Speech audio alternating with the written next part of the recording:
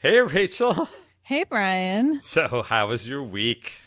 You know that photo of Bernie Sanders at Biden's inauguration when he's like sitting there with his arms crossed and his legs crossed and With those the coat. mittens Yeah. with a coat and like, as you would say, a forbidden upon him? Yes, I do exactly. A friend of mine sent me that to say like, isn't it crazy that this was almost a year ago? And I couldn't even focus on that point. I was just focused on like I was staring at a mirror image of myself.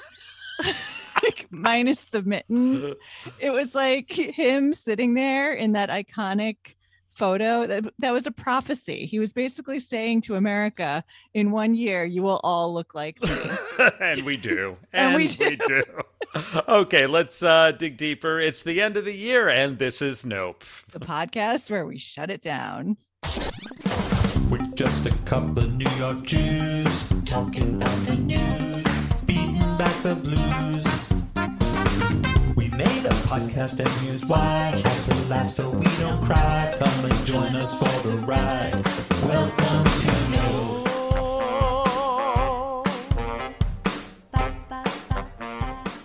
Okay, Rachel, this is the last show of the year. I mean, here we are. I thought that this year would be a year of A renaissance. accountability, A a renaissance, renaissance. but no, that did not come to pass. But there was a little bit of a burst of light tonight when Ghislaine Maxwell was convicted on 5 of 6 counts, which That's was right. One, exciting. one down, another one to go with Elizabeth Holmes. Yes, Maybe and then another it'll be a 500 to go. Christmas miracle if we get another one. Yeah, so that was nice and leaves me slightly more optimistic for 2022. But yeah, overall it was a shit show, don't you think? Yeah, absolutely. But we are going to revisit the shit show, which is the only way to truly Of celebrate it course, the only way to commemorate it. with the I was going to say the best of the year. It's the worst of Nope The nope, Awards. the nope of the year. Yeah, We've it's been like we've been talking about doing this for years, and we've never gotten our shit together to do it. And this year we did. we did. Which and I actually went back and did the calculations based on the number of shows we've done and so forth, and we have had over 300 nopes this year.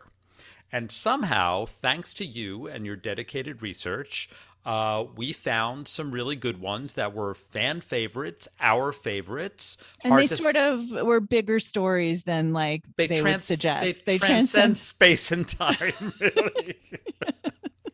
Yes. So they're worth revisiting. We actually did a clip show, which is harder than it sounds. But before we do it, let's talk about this fabulous week. Oh, this fabulous week. Yeah. Oh my God. So last time we recorded a couple weeks ago, it was also like a crazy time. I was talking to you about my ear infection. It was finally healed.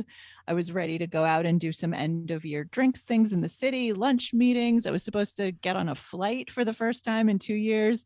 Suddenly everything was like a slow motion cancellation train wreck. It was devastating. I don't know about you, but like I just still feel have like friends who are like, I'm going to Mexico, I'm going to Florida, I'm in Aruba. Like, what the fuck is wrong what with are you doing? I Like mean, what are never you mind yeah. catching COVID or not. Like, you're not going to be able to get back. Yeah. Like, don't you have any obligations here? Like, don't be in Aruba. Do you What just the have an fuck? open-ended vacation?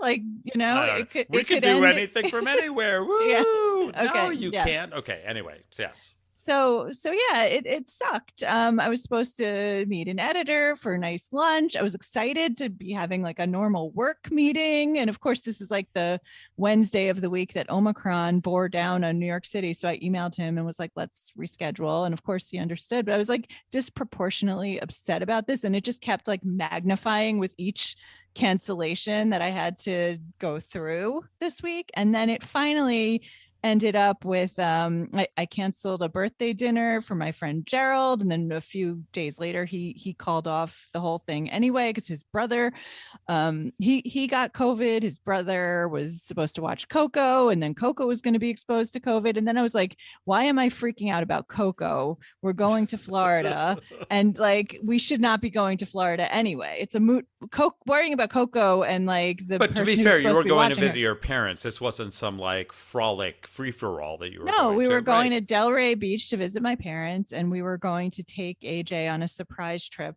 to Disney World. And so we, like, luckily he didn't know about it, but we had to cancel that.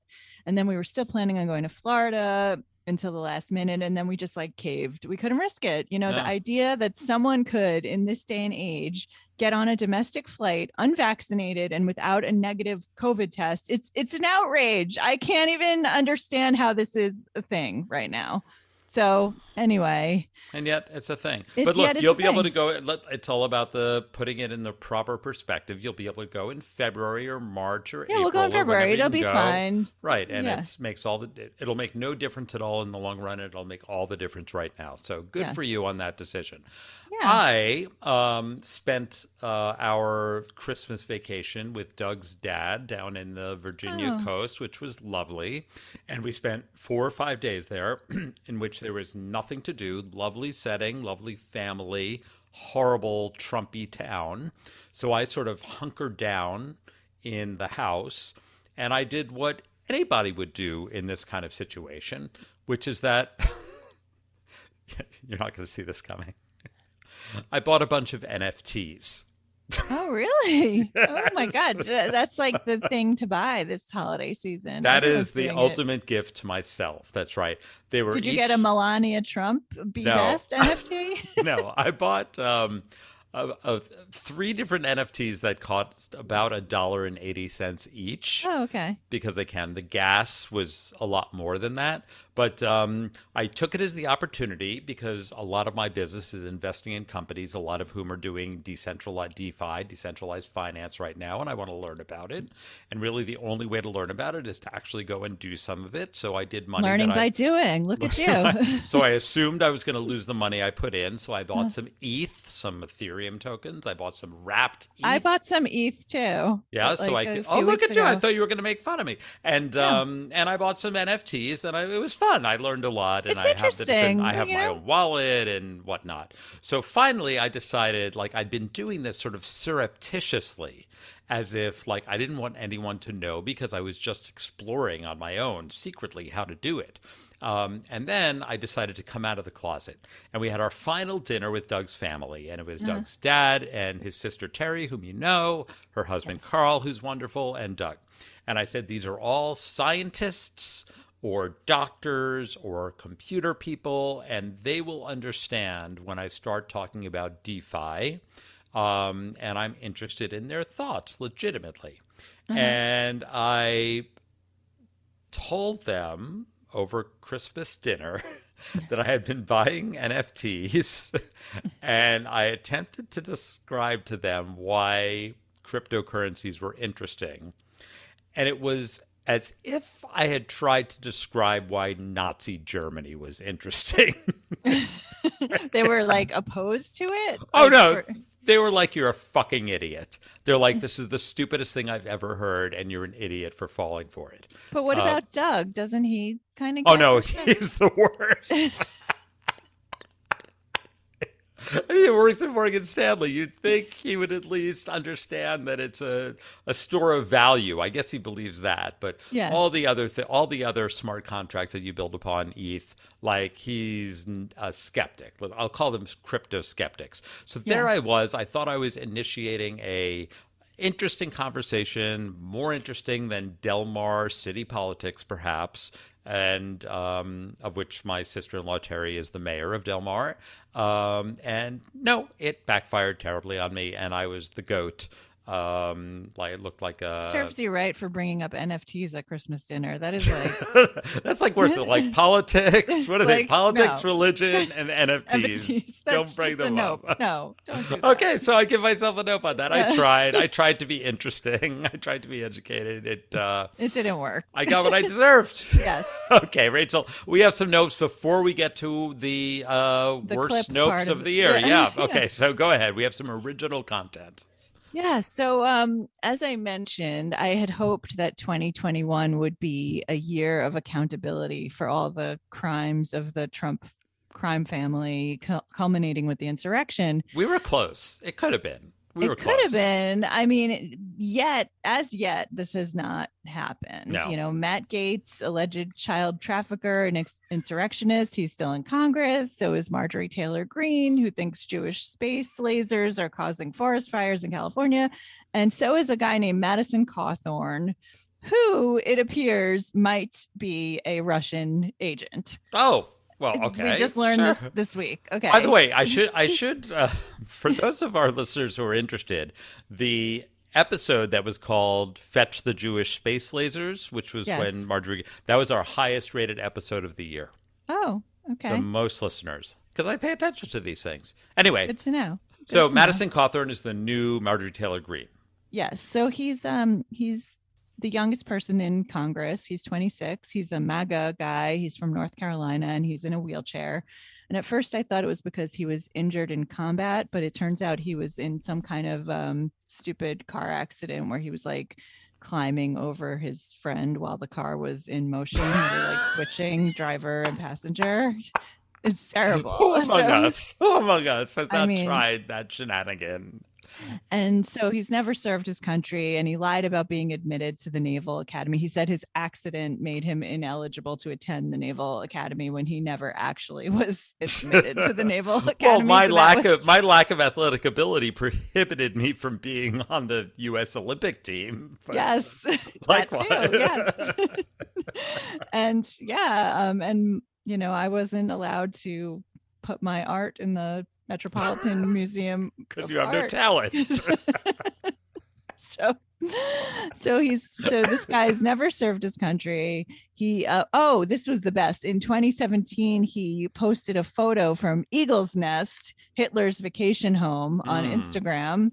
And he still got elected to Congress thanks to dark money that was funneled into his campaign. And there were more than like 30 accusations of sexual assault against him. And 30. so, yeah, That's an accomplishment. Yes. Like you have to be pretty productive on the sexual assault front to be rack only up 30. 26 and have 30 allegations. Yeah. So That's he's a real more than one per year. he's a real winner. Starting when you're a toddler. Yes. So the reason why he was in the news this week is because he announced he was getting divorced. And in the wake of his divorce announcement, someone did some digging about this wife of his, and a clip surfaced this week of an interview he gave with the Daily Caller conservative blog. I say conservative, but it's really like a Nazi blog in 2020. And it was like right at the time of his wedding. And he explains how he and his wife met. He says he was on a guy's trip with a couple of friends in Sweden and Finland, and they decided on a lark to hop over to St. Petersburg, Russia, where he met an army captain named Todd at a casino. Okay. Were they jumping over each other to drive? Were they like swapping the driver's There's seat? like apparently a ferry that you can take from Helsinki to St. To Petersburg. the Finland station, yeah. But like you need a visa. Like you can't just go on a lark to Russia, Right. you know? So it's not something you can spontaneously do. And so he met this army captain named Todd at a casino, and gambling has been illegal in St. Petersburg since 2009. So he was at an illegal gambling den and he meets this US Army officer, and then he stays in touch with the US Army officer, and who then invites him to a CrossFit competition in the US like a year later. Okay. So Madison, he objects at first, saying like, hey, you know, I'm in a wheelchair. He explains this. And then Todd is like, don't worry about it. We'll just do upper body for you. So upper body CrossFit. Okay. Yeah. So Madison says, okay, cool. So he goes to this CrossFit competition. And when he arrives, Todd is like, haha, it wasn't a real CrossFit competition, but I would like to introduce you to this lovely lady, Christina, who then who's a Russian honeypot. Wait. Did he have no more efficient way to introduce him to a honeypot than to trick him to coming to a CrossFit competition, I know, there's a promising lot of- him that there were upper body events when there were no upper body events? There are a lot of Holes in questions. this story. Yes, but this is from the mouth of Madison Cawthorn in this interview he gave. Yeah.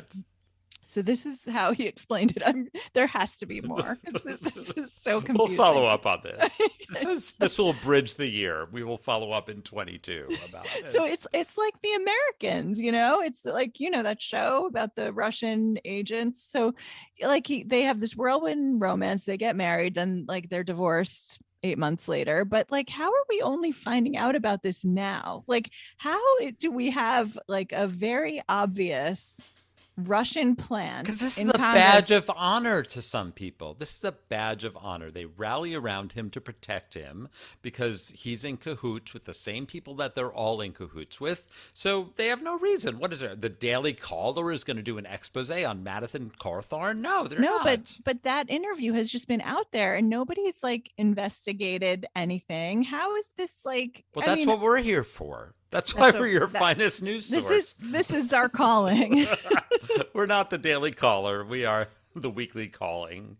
Yeah. So, I mean, I don't know. I actually, when I read about this, I was so irate that I just like emailed my representative, Carolyn Maloney. I was like, there is a Russian agent. By the way, who you have actively worked to unseat. Yes. I'm sure she's like, Rachel, I'm right on that. Okay. Can we note that? No to Madison Cawthorn. There will be more. We will stay on the story. Okay. That's our last political story. We have some other very weird stories. So in the fine tradition of Nope, I'm going to give one where the headline says it all. Which is the following from the New York Post, of course. Woman caught breastfeeding her hairless cat on a Delta flight. Okay, there's a lot to unpack there. I have the hairless detail is the most interesting to me. Okay, so here's the lead.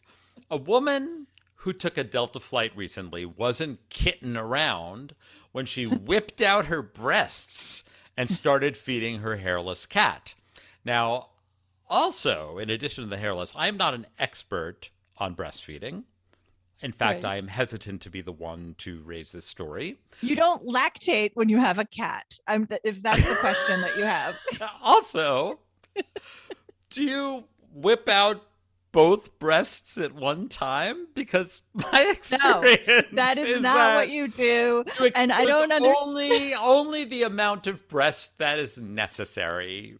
And that is, in most cases, just one at a time. One at a time. Discreetly. It's not like it's Mardi Gras on Bourbon Street. You don't like whip up your shirt and hope people throw you beads on the Delta flight. Okay. No. So this was a flight from Syracuse to Atlanta. When the flight attendant noticed this, she did her job. She said, stop that. She tried to get the woman to put the cat back in the cage. Wasn't it in like a baby Bjorn? No. It was like in a carrier. Okay. And the woman refused. And then there's something called the Aircraft Communications Addressing and Reporting System, ACARS, that I didn't know was a thing, but it is. And there was a emergency notification that went out that said, woman is breastfeeding a cat and will not put cat back in carrier. Is this true? When requested. How could this possibly be true? Okay, but what's amazing to me about this is the problem is not that the woman was breastfeeding the cat. The problem is that the cat wouldn't get back in the carrier. So my problem here is, why put this on the cat? The cat didn't have any choice in the matter. No. The cat was just getting nuzzled against the bare breasts. And there's no, was there also a baby or No, there was no baby involved. It's not like, let me get the baby. Is she like a milkmaid and just like a milkmaid for cats? Is she like a doula? I don't know. I don't know the details of these things. I don't have a child. I'm not a woman. But look, so there was a flight attendant. The flight attendant was named Ainsley Elizabeth. And she said this woman had one of those hairless cats swaddled up in a blanket so it looked like a baby. Okay. So she knew that this was not the right thing to do, so she was sort of hiding the cat and disguising it as a baby. Her shirt was up, and she was trying to get the cat to latch, and she wouldn't put the cat back in the carrier, and that cat was screaming for its life. So, As if it's not scary enough for a cat to be on an airline. which confirms my hypothesis that the cat is the real victim here. This 100%. Oh my God, Nobody's that saying poor otherwise. cat. Yeah, first they took its hair. Next they tried to breastfeed it. Then they tried to stuff it in a carrier. I would be traumatized too. Okay, so then I think this woman wants attention. I think this is a cry for help. This is a mental health problem. So then the redcoats got involved. And by that I don't mean the Revolutionary British? War. The British are coming. No. Okay. Apparently, the elite customer service crew for Delta Airlines is It's called the Redcoats. Oh my God. And they Very got disturbing. involved and escorted her from the plane. Now, it turns out, though, that there is subsequently, that was on December 2nd, my birthday. But later on December 22nd, there was another tweet that suggested that maybe this is part of a larger trend. So someone tweeted, "Joy to the world. I'm at the airport where I just watched a couple diaper a cat." Yeah. So this was from Elizabeth McCracken, the author, and she saw that at the So airport. she's a reputable source. A reputable source. Yeah. This is not some lunatic. No, she saw. I believe she saw this. Okay, So, well, if she could see that, if there's cats being diapered, then there's cats being breastfed. It's cats and dogs living I together. don't know. We're all losing our minds. This is a nightmare. Yeah, this has to stop. Nope. Nope to breastfeeding a hairless cat. If you're gonna breastfeed a cat, at Please least give it some air. Okay. I have one more animal story because we specialize in animal stories, and there'll be more later. So, you spent a lot of time here at my apartment. I live in Tribeca. There's a lot of fancy development in Tribeca, and there's one building that's particularly gorgeous that I've been ogling. I can't afford to live there, but it was like a renovated loft building. It's a couple of blocks away. It's right across from Gourmet Garage, where when you and I used to do this in person, and we'd spend like 18 hours doing it, we would go meet. We would go get a salad at Gourmet Garage, eat it, walk back, and whatever, right? So it's a delightful little neighborhood. Remember I left my computer at Gourmet Garage one time? Oh, yeah, that was a panic. But they had it. They had it. They had it. So nice. Good people. Shout out to Gourmet Garage in Tribeca. Well, not anymore. I'm never going there again because across the street, there's this place called Cast Iron House. And it's by this very distinguished Japanese architect named Shigeru Ban. It's an 1881 original building that they redid. It's a dormant building. There's 11 duplex lofts in there, 2 penthouses. It's a neoclassical facade. It has an all-white palette, which probably applies to the residents as well. There's a fitness center, a hydrotherapy spa, sauna, steam room, dance and yoga studio. Some of the apartments are tens of millions of dollars, and the entire building, when you sell it out, is $63.5 million worth of apartments in that one building. Right. So I've been a fan of this building. It's gorgeous. So then this week, I get a text from Doug with a link, and it says, "Don't look at this article." Okay. So, like, that's like... Of course I'm going to look at the article. Of course you're going to look at it, yeah. Right. Okay. So the article says that this building that I've admired for so long is infested by giant New York City-sized rats, and that they are, quote, crawling on couches, in kitchens, downstairs, and perhaps most unsettling, in a child's playroom. That is just the most horrifying thing. This article, I had the heebie-jeebies all day. If I'm walking down the street and I even see a rat, I will avoid that block for the rest of my life. Yeah. And I know that's hard because it's New York City and there are rats.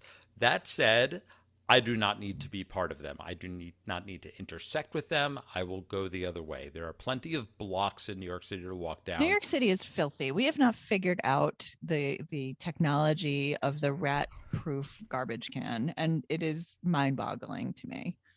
There's a new Bluetooth thing that I hope Eric Adams is going to get behind. Bluetooth will solve us, or maybe the metaverse will solve the blockchain. The blockchain. Rats DeFi, on the blockchain. DeFi garbage cans. NFT of rats.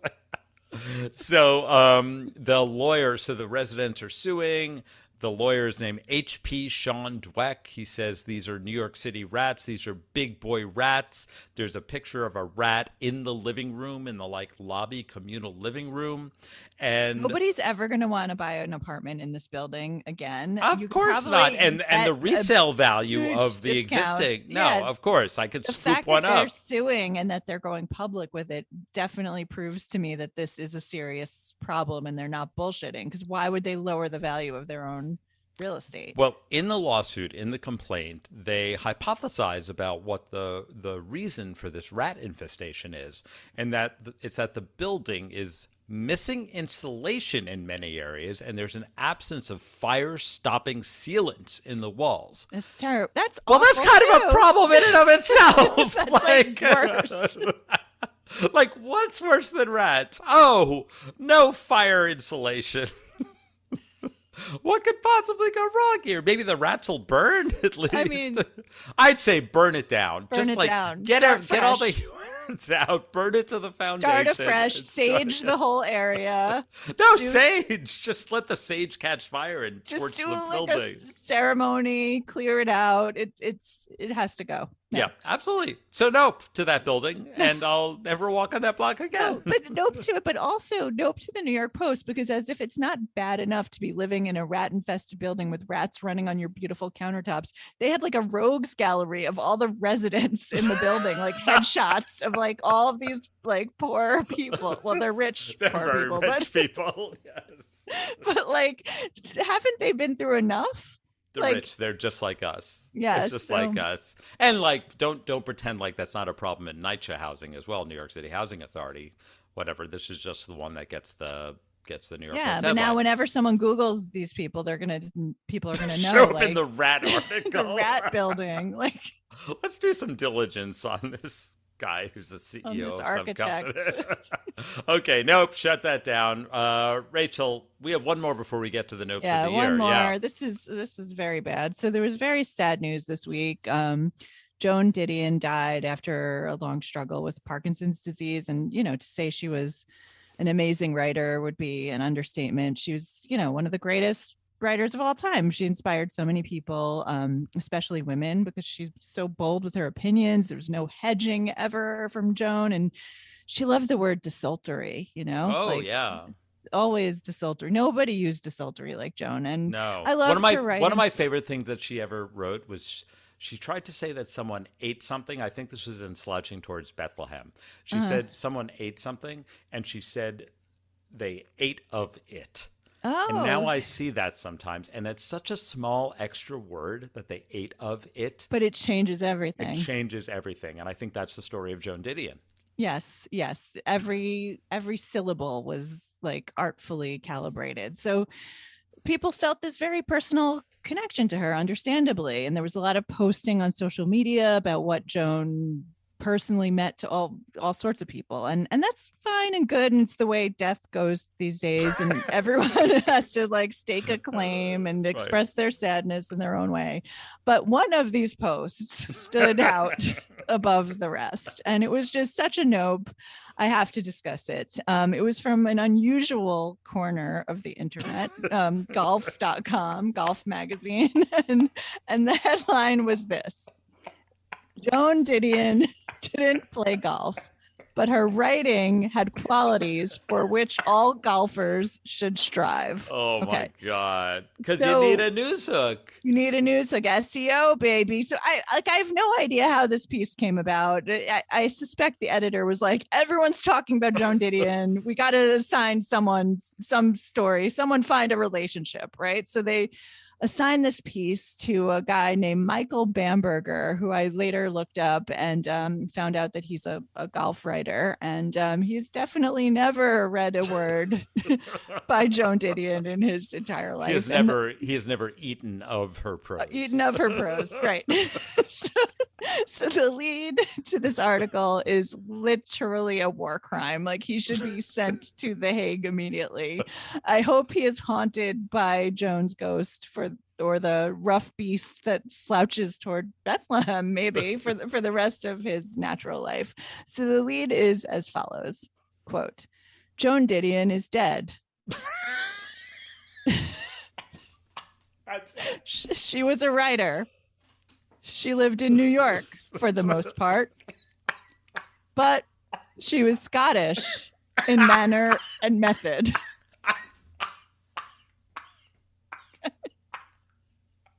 Let me just...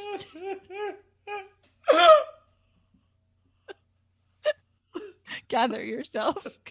I want to be Scottish in manner and method. But what is she has not yet introduced what any of this has to do with golf. And first of all, Joan Didion is like synonymous with California. She didn't, you can't say she lived in New York for the most part. She wrote Goodbye to All That, which established the leaving New York essay as its own like subgenre. She lived in California for most of her life, and she was living in New York at the end of her life, but it's wrong to say she lived mostly in New York. She certainly wasn't Scottish in manner and method. Maybe in manner, but I don't think in method. Okay, can I go on for a moment? Please. Yes, please. So the next sentence is this. We get the golf thing involved now. Okay, quote, Didion was not a golfer, though she wrote a novel called Play It As It Lays. A grammarian might have changed 2 letters to Play It As It Lies. Didion, I'm sure, had her reasons. Okay. So here's the tenuous connection between Joan Didion and the sport of golf, where the Venn diagram meets. And even though like Play It As It Lays is not about golf at all, it's about like a woman in a mental institution.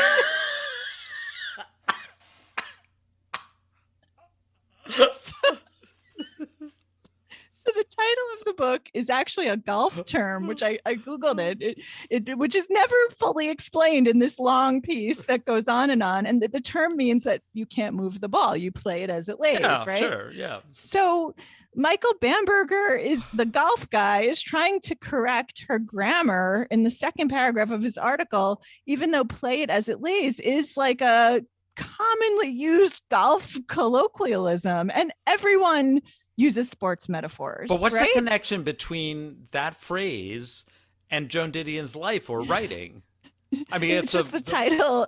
It's the title of her novel. But it has something to do with golf. The book has nothing to do with golf.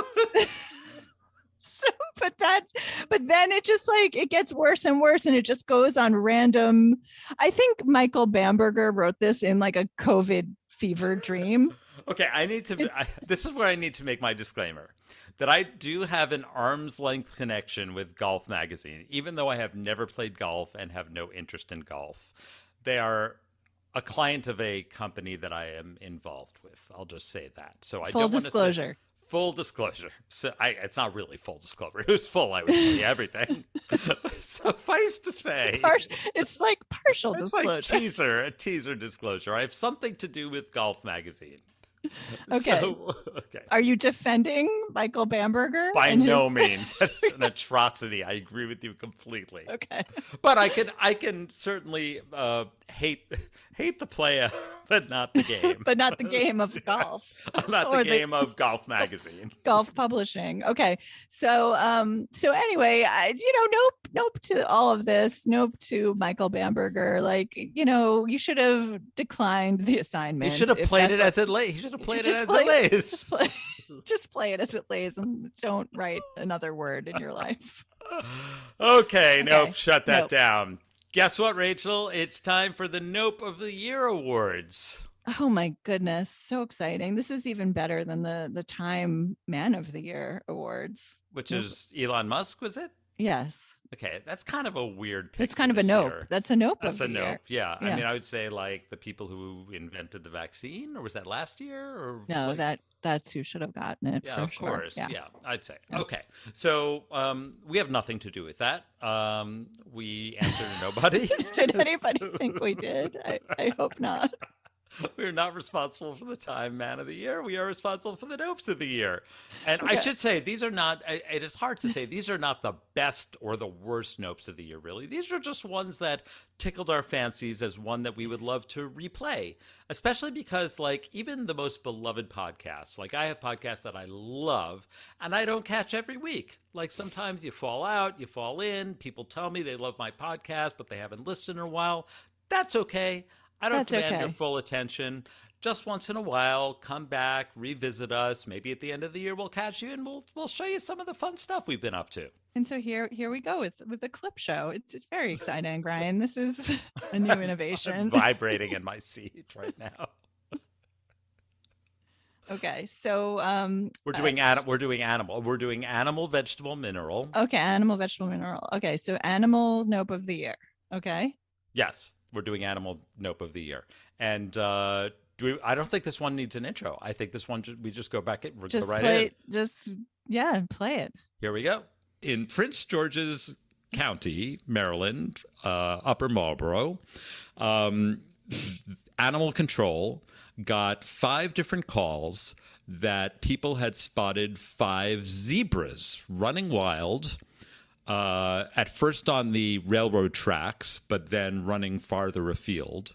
And they deduced that they had escaped from a private farm that has 39 zebras. So I guess 5 of them went missing. And they reported that there was a trio traveling together and the other 2 were a pair. So it makes you wonder, was it like a throuple and a couple? Like, And where was the other one? There was 6 loose. So no, 5 loose. So there was a pod of 3, a throuple. A 3 and a 2. Okay. A 3 and a Okay. 2. Okay. So you would think, like with all of modern technology, we should be able to catch these zebras. But we cannot have nice things. It turns out that zebras cannot be chased. You would have to unleash a lion to catch the zebra, which would introduce a whole other problem that Prince George's County is not ready for. It's even less equipped for. That was our solution for the rats in the island off of the West Coast. Unleash a lion. It's always the lions. We always need the lions. It's a solution for everything, but It's I a guess solution not in search. It's a solution in search of a problem. No, that would have been would have been plausible, but for some reason that one didn't happen. So Rodney Taylor, the chief of animal control, said you can't hunt them down. They're just too fast. They run. They wouldn't let you near them. He said that they get spooked very easily, rightly so, and that the only way to catch them is that they must be corralled. So they had this like scheme to lure them with grain into a temporary corral area. Aren't there dogs that can do this? No, I'm not an expert on corralling zebras. So at first, they had a strategy. They said, we do have a feeding station and we're winning their confidence. Oh my God, it takes, how long is this going to take? Wait, it takes a while. Because wait till you hear the details. They're winning their confidence. Now, how much confidence is being, like, what's the confidence interval required? To know, first of all, how do you know? And what's their the motivation? timetable? Like, how do you measure? What's the KPIs, the OKRs on how much confidence in a zebra? Okay, wait. So here's why it's taking so long and why it's so hard to gain their confidence. The animal control guy says, if you build a corral area all at once, they're very sensitive and they won't come there to eat. So you have to put it up a few panels at a time. So you have to build, like, you can't just like build it. Like they're too smart for that. You have to like build a few panels, a few stakes, and then they come and eat the grain, and then they come again, and each time there's a few more, and before you know it, you have a full corral and you close the gate behind them. So it's like the contractor that they hire has to just like do the job like every night at midnight they slink in, put in another post. And run out. Yes, and it takes 3 months. And finally they've built a whole circle, and then they could maybe get it. So I don't know what the status of these zebras are. It was just a couple of days ago. I assume that they're still building the corral, but I have a very important postscript. So postscript, Georges County is adjacent to Washington, D.C., and the story now shifts to your and my favorite politician, non-voting Congresswoman Eleanor Holmes Norton, yes. Our favorite. She's been there forever. What is she like, the Verizon? I don't know. There was some Verizon thing we had with her. I don't remember. Oh, okay. Some event. I don't know. We met her at some Verizon event or something. Oh. Which sounds like the kind of thing we would go to. Hey, Rachel, I got a +1 to this Verizon thing. Eleanor Holmes Norton is going to be there. Ooh, you don't say. I was going to go to the Met Gala, but let's go to... But who would go to that? A Verizon event in Washington, D.C. Anyway, I digress. So she issued a press release that says... Norton denies responsibility for setting zebras free, supports freedom generally. Okay. So was anyone accusing her of setting the zebras free in the first I think place? this is thou dost protesteth too much. Okay. And she was unrelated to this case. Right. And she said she had to speak up because she was known to oppose unnecessary fences. So I guess when they were like after Jan 6, like when they had all the fences up, or I don't know when, like she was, I don't know, statehood autonomy, and she didn't think they had the right to put up fences, so she's staked her claim as the anti-fence candidate. So is that why this private zebra maintainer in Prince George's County didn't put up fences for the zebras because of Eleanor Holmes? I don't know. I think she's just stating that she would have been in favor of the fence, and in this case, and is presumably in favor of the corral, which involves a fence. Now, of course, good on her. It was a prank. It was a fake press release that she put out. It's on her official congressional website. And what we need is a little levity in this day and age. That's cute. All right. Yeah. And then she said, I hope the owners find the zebras and that all involved live long, full lives. That's nice. Is very sweet. Very sweet. Very sweet. I hope they get the zebras corralled soon. And I hope they don't turn on each other like the throuple, you know? The throuple and the couple? Like what? Yeah. Like, what are those dynamics going to be like? Or one, like the throuple's going to be like, I'm going to the corral. I don't know about you. They're gaining each other's confidence. Okay, nope. Shut down these zebras. No. Okay. Now, you had a very interesting observation I just saw here in the show notes. Yes. about one of your yups, which was this season of Curb Your Enthusiasm. Mm-hmm. It was, yes. Okay, so there is a performance on this season of Curb Your Enthusiasm. Everyone's talking about Jeremy Strong on Succession or like Matthew McFadden on Succession. No, Tracy Ullman. It's Irma Kostrowski. It's Irma Kostrowski of the City Council of where are they? Santa Monica. Santa Monica, yes. Is one of the finest performances it's an EGOT. Ever. Just forget it all. Just give her the EGOT, because if she hasn't gotten all that, she'll get to them all eventually.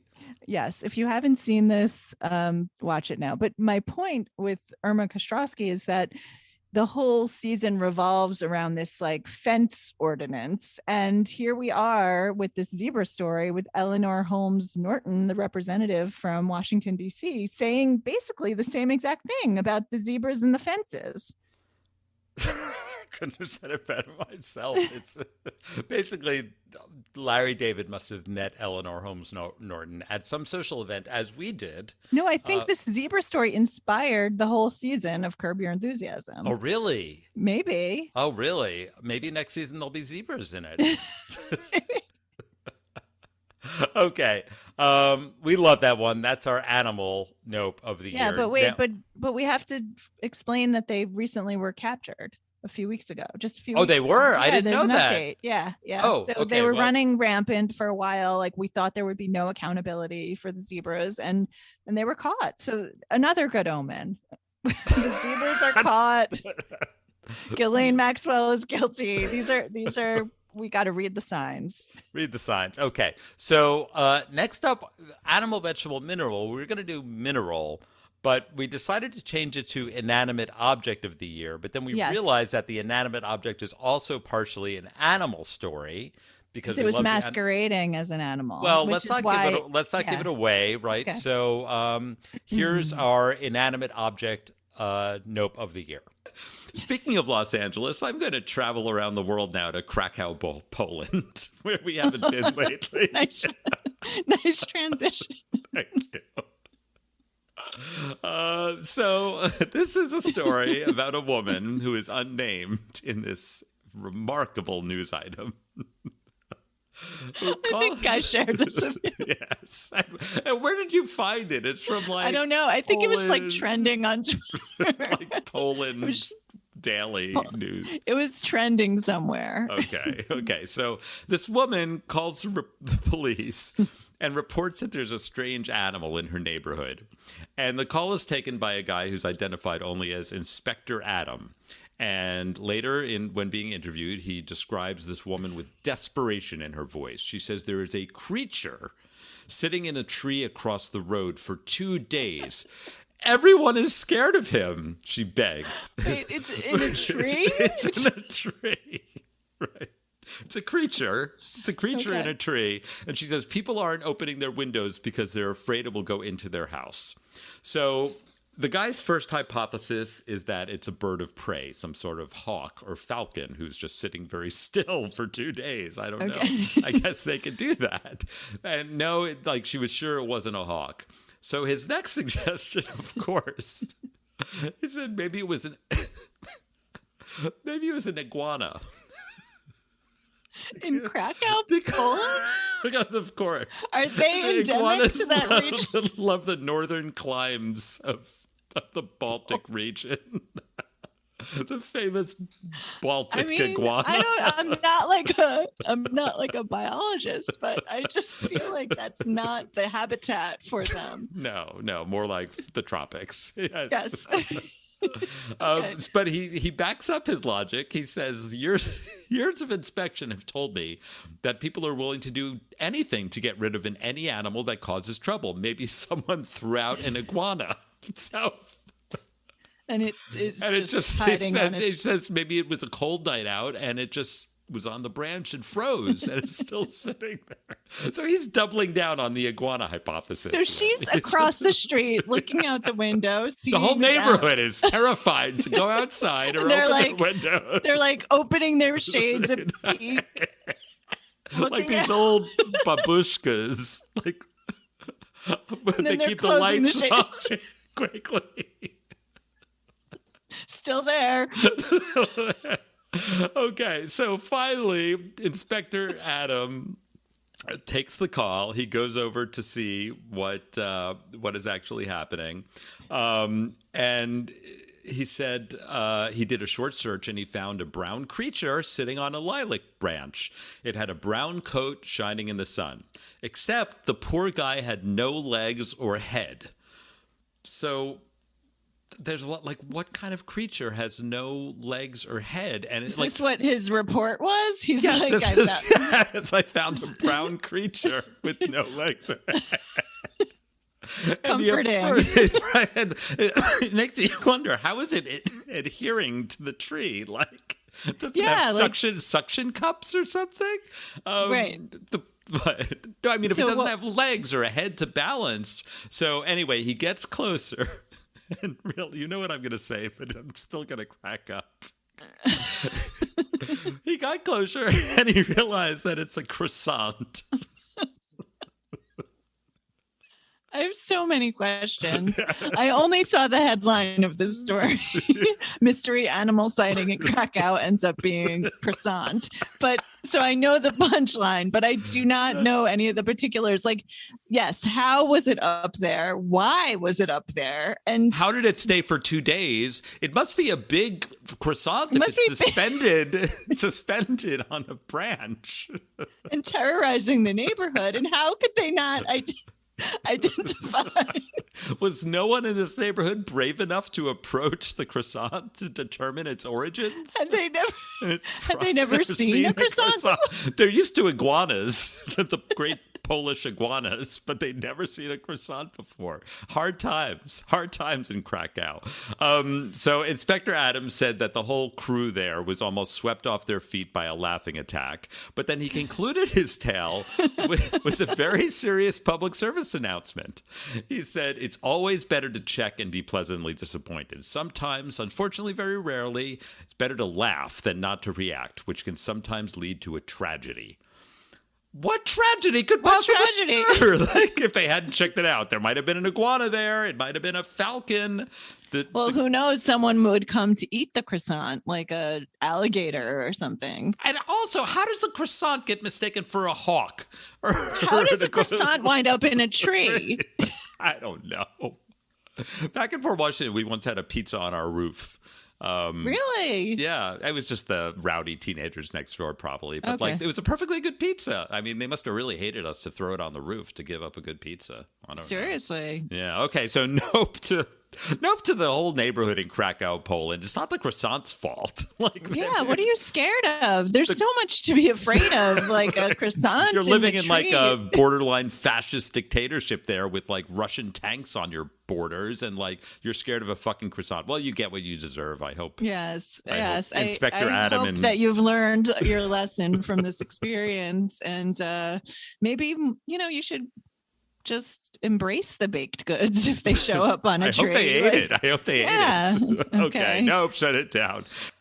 Okay. I have to say that I think this may have been my favorite story overall of the Krakow year. Croissant. Croissant. It just incorporates so much. Like, it's geopolitics because like the Russians and the conflict. It's like I feel like there's a climate change angle on it. Yes, like there's all why would there be a croissant in a tree?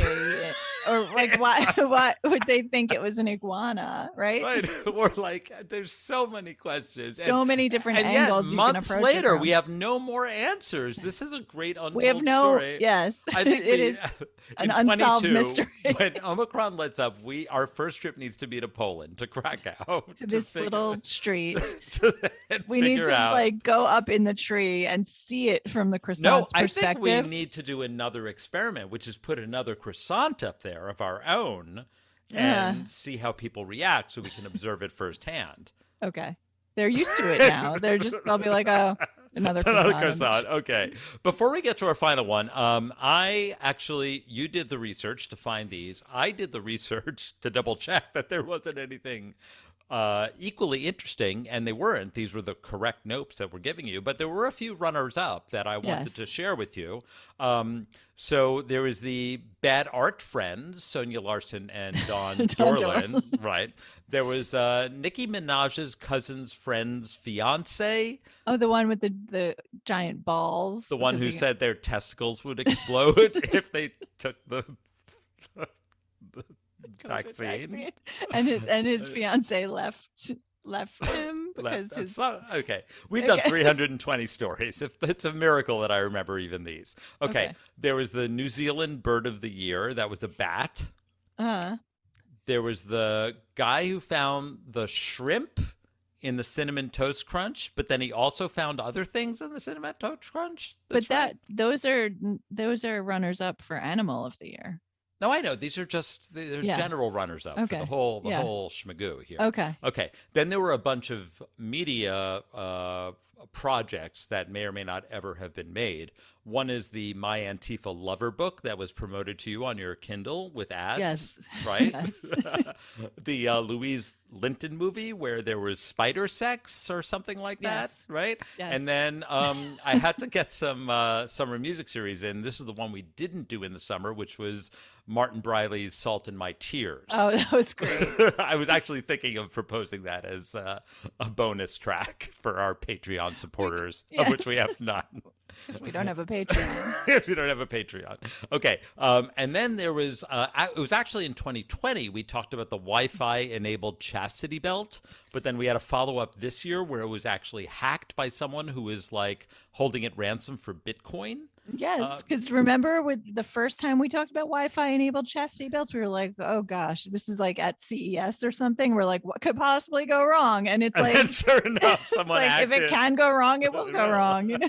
That's the story of Nope. Okay. And then there was the plastic surgeon who had to answer a ticket in traffic court. We went to traffic court from the operating room. He did a Zoom, but he was in the operating room during That the was Zoom. bad. That was bad. And then there was the Japanese man who dated 35 different women just so they would each give him a birthday present. Yeah, this was a story of someone who was going about things all the wrong way. We had a better plan for him. Yes. Just call us. We'll figure it out. Okay, so finally we're on to our last one. This is the Person of the Year. And the Person of the Year is Aussie Media founder Carlos Watson. How could it not be? How could it not he be? Just So- he symbolized so many different things. What I love this about year. this story is that we spent the last 2-3 years talking about the grifters in the Trump administration, and finally we have the grifter we deserve, which is Carlos one that has Watson. nothing to do with. He's old school. He's grifting it like the old boys did. Yes. So this was, if you remember, this was a pretty long segment, so we're not going to play all of it for you, but it was in 3 acts. The first It was an act, opera. It was an opera, right?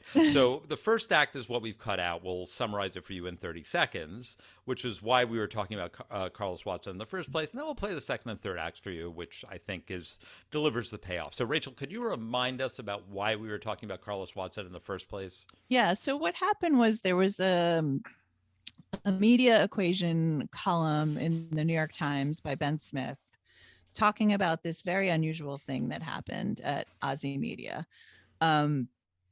Basically, they had a meeting with Goldman Sachs, who was thinking about investing in their next round of financing. I think to date they had raised 73 million or something, and Yeah, they're trying to get another, I don't know, 40-50 million dollars.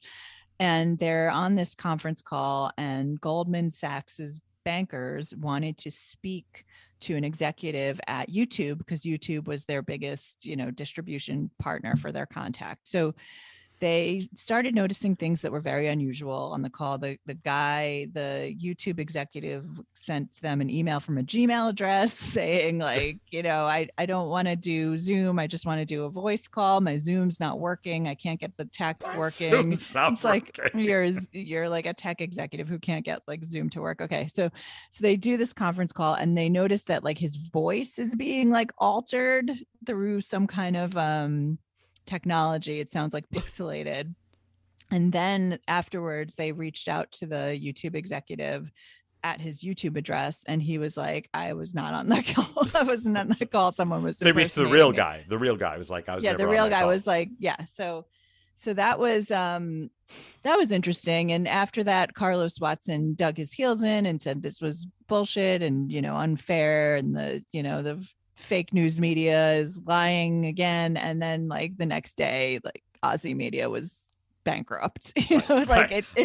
So where this picks up, this clip now, is while the investigation is going on, and this is them trying to dig themselves out of this hole. And then we learn a little bit more about Carlos Watson, what he's been up to, what the whole Aussie Media scam was up to, and have a listen for yourself. Okay, so I told you Aussie Media started in 2013. Carlos Watson, after he went to Harvard with me, went to Stanford Law. He was at McKinsey and, ironically, at Goldman Sachs. He was an MSNBC anchor for a hot minute.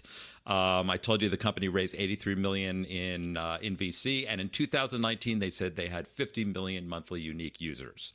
But that's a lot of users. Like, that's a for lot of users me for and something you, we've never heard of. two people who have been in media for over 20 20 plus years each. Neither of us has ever seen any content from I couldn't this. tell it from a reality star porn OnlyFans person. That's who I thought it was. Okay. Anyway, I'm curious to see it. If anyone has his password, let me know. Okay, so 2017, BuzzFeed ran an expose about Aussie media. And they said that the traffic came from low-quality sources like pop-unders, which is when an ad shows up and it's under the browser window you're looking at. You don't even notice it, and autoplay that's running in the background. And so Ben, what's his name? The guy that reported Ben Smith. Ben Smith. He discloses this, but of course, Ozzy went bananas over this. He was actually the editor-in-chief of BuzzFeed at the time, so he had commissioned the story, presumably. He was involved in acquisition talks that had failed where BuzzFeed was going to buy Ozzy Media, and he had been a guest on one of Carlos Watson's shows.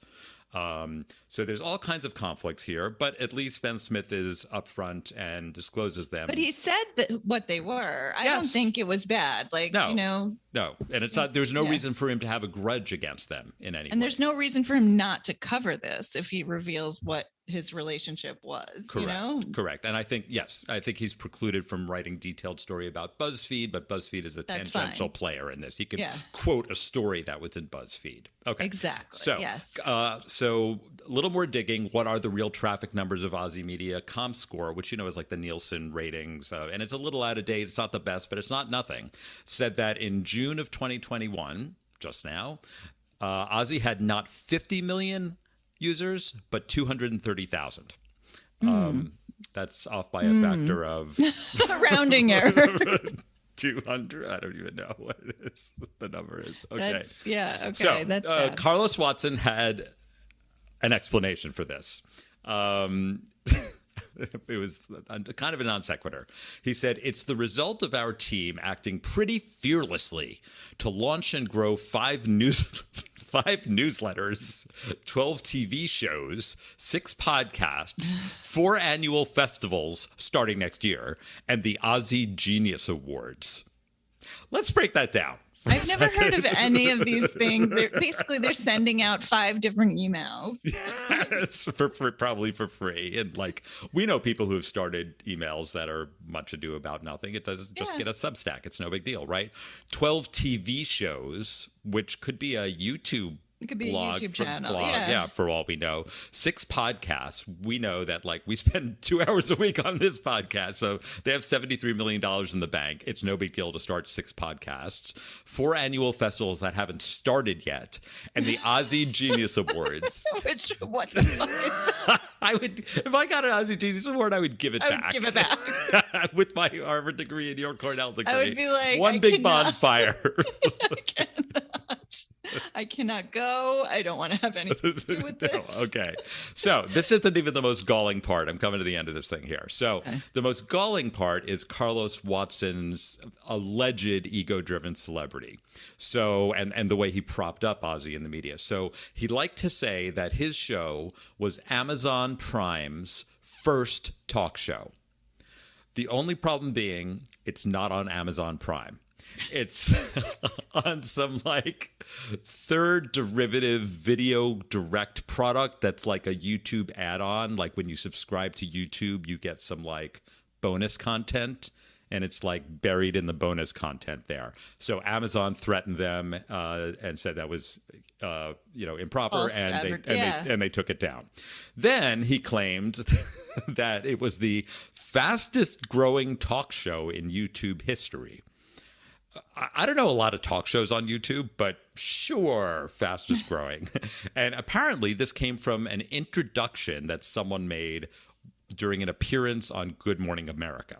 And then when asked to clarify what that actually meant, fastest growing talk show in YouTube history, he said, "We have more views than any other premium daily talk show we've been able to identify that was launched on YouTube." We've been able to identify. Right, that's the key right there. There are others hiding in plain sight.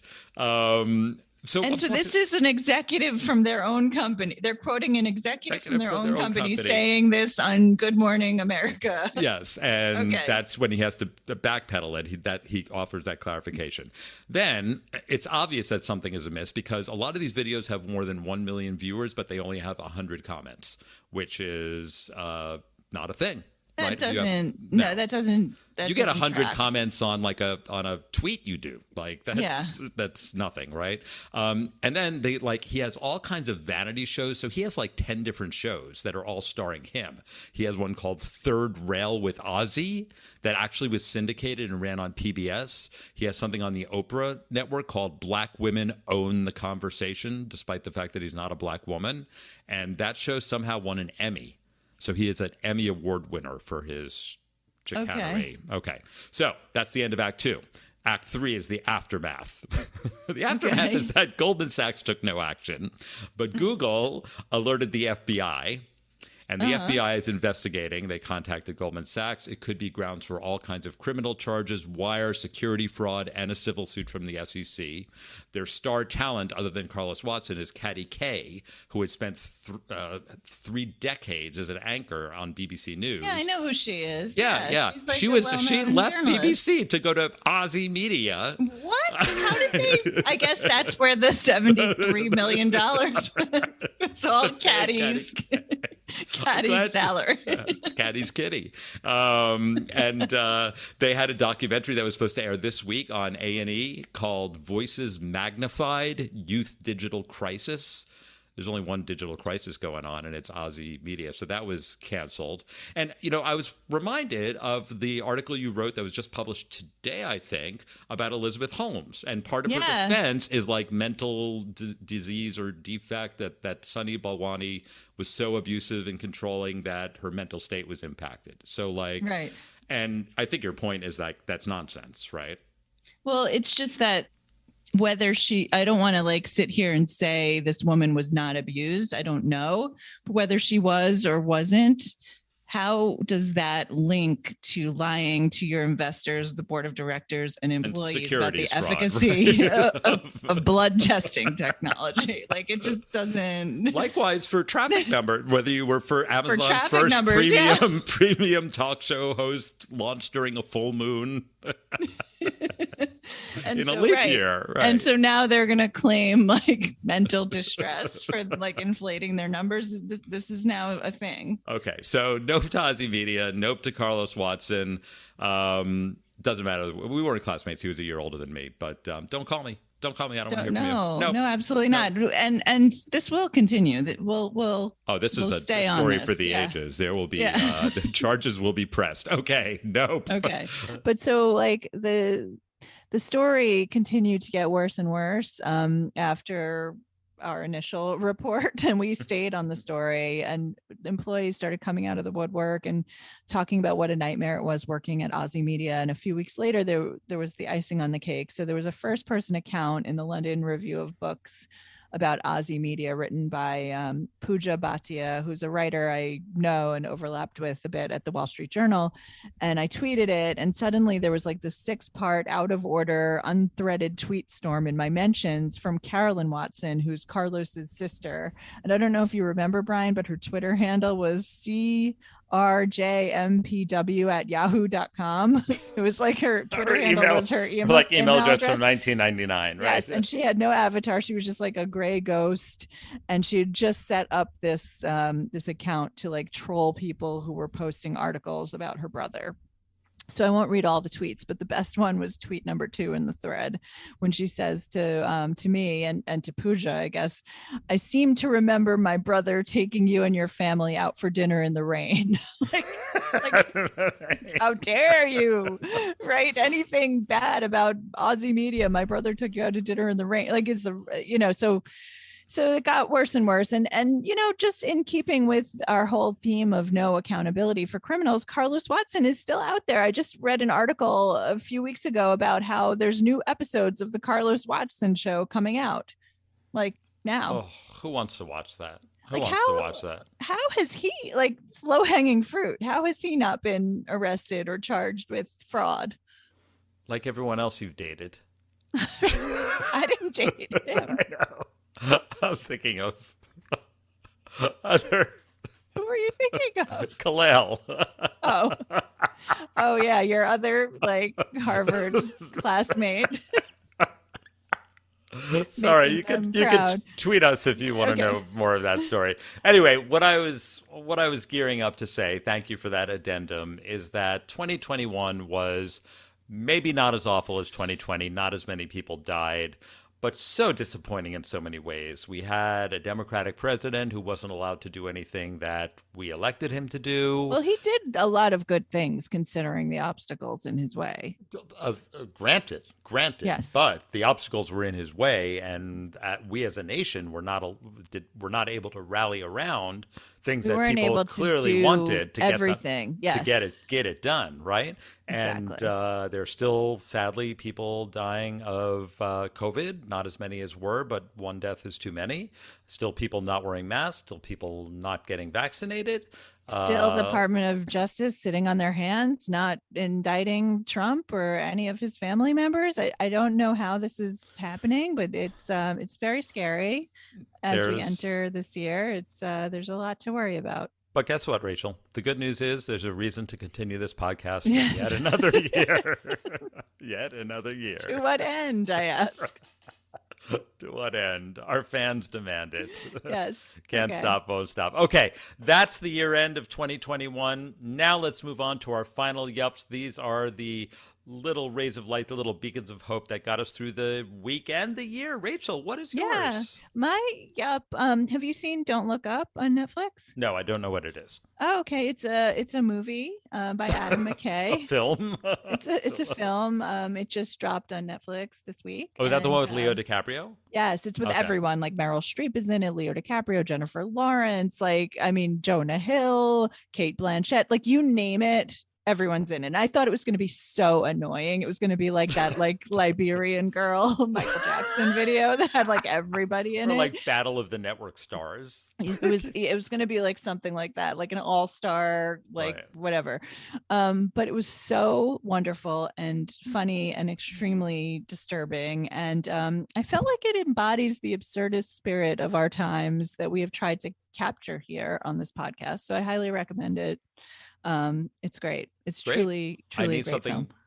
to watch for what remains of my dwindling time off before the new year. Oh, you got to watch it. Yeah, you'll love it. I have a very different yup, very different. That is both personal and global, I guess, Okay. and will seem very insignificant compared to the weighty topics that we've discussed, such as a croissant in Krakow. But I went to the most wonderful dinner just now, literally an hour before we recorded this podcast. And it's a restaurant in New York City called Hawksmoor. It was a British architect in the 17th and 18th centuries. And it's a line of steakhouses that is in London, but they opened their first one in New York. It's a gorgeous dining room. And what I love about it is, unlike a lot of the like macho bridge and tunnel steakhouses in New York City, this is actually a British steakhouse. Now, you might ask, who on earth ever asked for a British steakhouse? Literally nobody. Especially given your and my experiences dining in London with cheese scallops, which we've talked about before. What's interesting is that they have cuts of steak that they don't serve here. And it was very interesting. Like, I had a rump steak, which is not a thing that sounds like you would get at a high-end steakhouse. It was so freaking delicious. And for a steak in a New York steakhouse, it was half the price of what you would pay if you went to the Palm or one of those places. Okay. So it was fantastic. I had one of the best Gibsons of my life. It was fantastic. So I'm trying to end the year on a festive note, that I had a wonderful... Larksmoor. Hawksmoor, Oh, Hawksmoor, I'm like lark. like a bird of Why did I- prey. why did I A think hawk. larks? It's a bird, also a lark, but in this case, it's a hawk. More of a hawk.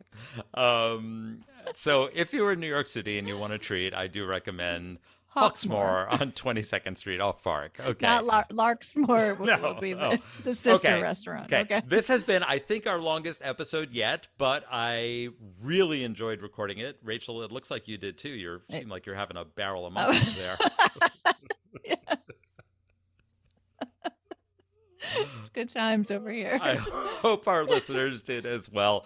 Thank you, everybody, for all the support you've shown us over the year. You know, we used to talk about it a lot. We don't. Our numbers are going up. People are telling people we're we never thought this podcast would be anything, and now we're a little bit more than nothing. I'm grateful for that. Yeah, yes. We're grateful for every one of our listeners. Thank you so much for supporting us. We would appreciate continued support by those reviews, by those ratings, by telling your friends. Every little bit you could do would help us get through the next year, which we're optimistic about, but also realistic cautiously. about. Cautiously. Let's just say there will be more than enough material for another year of Nope. So thank you for listening. It's been a terrible week, terrible year, but a lot of fun to record this podcast. This has been Nope, the podcast where we shut it down.